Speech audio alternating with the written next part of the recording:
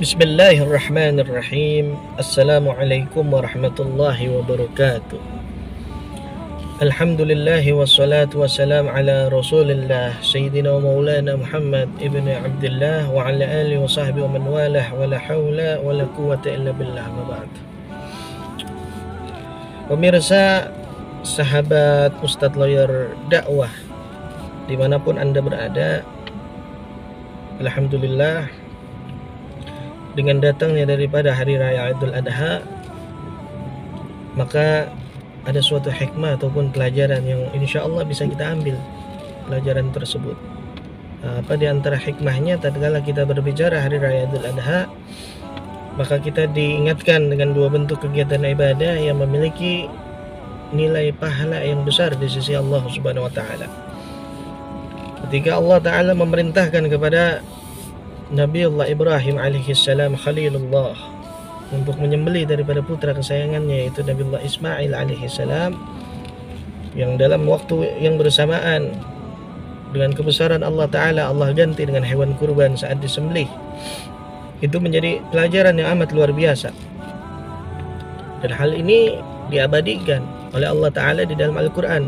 Bismillahirrahmanirrahim. Falamma balagha ma'ahu sa'ya qala ya bunayya inni ara fil manami anni adbahuk fanzur madza tara qala ya abati fa'al ma tu'maru satajiduni insyaallah minas sabirin. Maka tatkala Nabi Allah Ismail alaihi salam telah sampai kepada usia yang baligh, ya, usia dewasa, maka berkatalah Nabi Allah Ibrahim alaihi salam kepada putranya, ya bunayya inni ara fil manami anni adbahuk fanzur madza tara, wahai putraku, wahai anakku, sungguh aku melihat di dalam mimpi menyembelih daripada dirimu. Fanzur madza tara, maka apa pendapatmu tentang hal ini?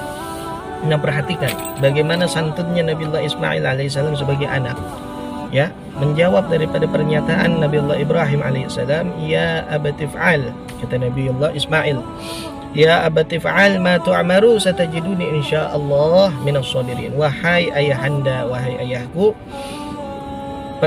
kerjakan apa yang diperintahkan Allah Ta'ala kepadamu, insya Allah kau akan temukan aku ke dalam golongan orang-orang yang sabar. Nah, poin pentingnya di sini adalah sebuah kesabaran, di mana seringkali kita menyerah pada sesuatu yang kita anggap itu adalah masalah ataupun ujian. Padahal Nabi SAW mengatakan asyaddun nasi bala'anil anbiya, seberat-beratnya musibah manusia itu ada pada para nabi dan rasul. Bagaimana Nabi Allah Adam alaihissalam tatkala dipisah oleh ibu Hawa ratusan tahun tidak bertemu, bahkan ada salah satu keturunannya yaitu yang dibunuh saat itu, ya, Qabil dan Habil. Peristiwa itu kita sama-sama sudah tahu. Bagaimana Nabi Allah Nuh alaihissalam yang diberi umur sangat panjang oleh Allah Ta'ala, lebih daripada ratusan tahun, namun hanya memiliki pengikut yang sedikit, puluhan orang.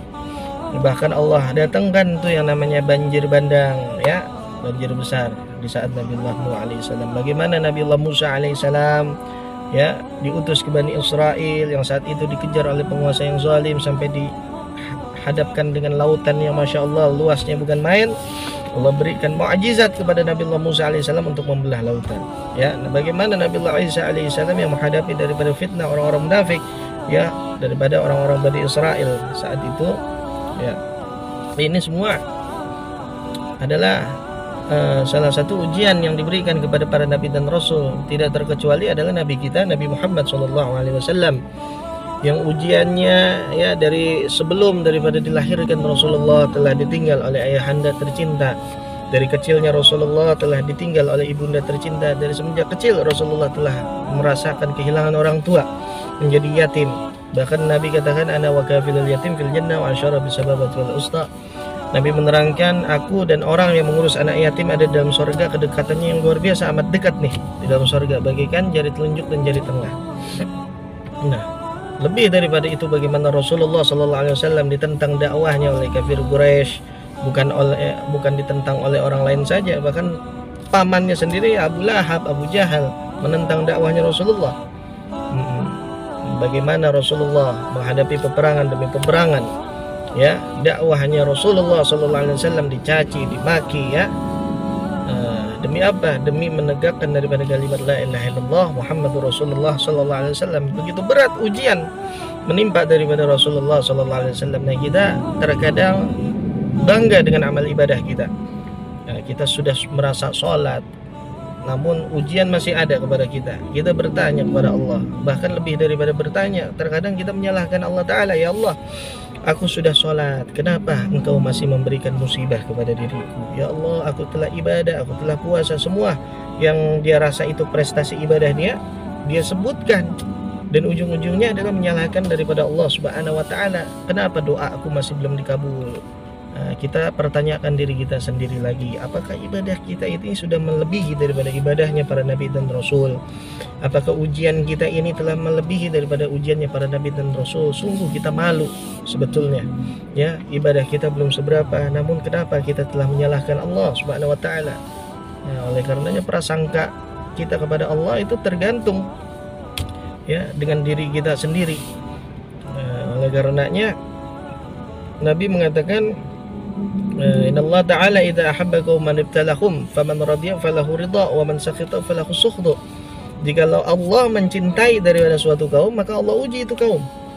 Jikalau mereka ini ridha atas takdir Allah, Allah pun akan ridha atas takdirnya. Dan jikalau mereka tidak ridha dengan takdir Allah, Allah pun enggak ridha kepada mereka. Maka ketika ada seorang hamba Allah Ta'ala diuji oleh Allah Subhanahu wa Ta'ala, yakin itu bukti cinta Allah kepadanya. Namun ketika ada pelaku maksiat diberikan musibah kepada Allah, itu teguran yang amat luar biasa baginya, ya. Yaitu ibadah kurban.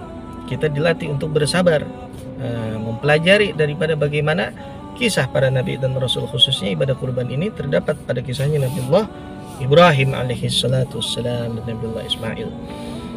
Dan kemudian ibadah haji. Nah, ibadah haji ini adalah suatu rukun Islam yang kelima, gitu, yang memang harus kita laksanakan tatkala kita ini mampu, baik secara zahir batin maupun secara finansial. Terkadang orang zahir batin udah mampu, finansial udah mampu, namun lupa dengan ibadah haji, ya. Ingatnya mereka jalan-jalan ke luar negeri, ke Eropa, ya, refreshing dan lain sebagainya. Dia lupa ada perjalanan yang jauh lebih berharga, yaitu perjalanan ibadah haji.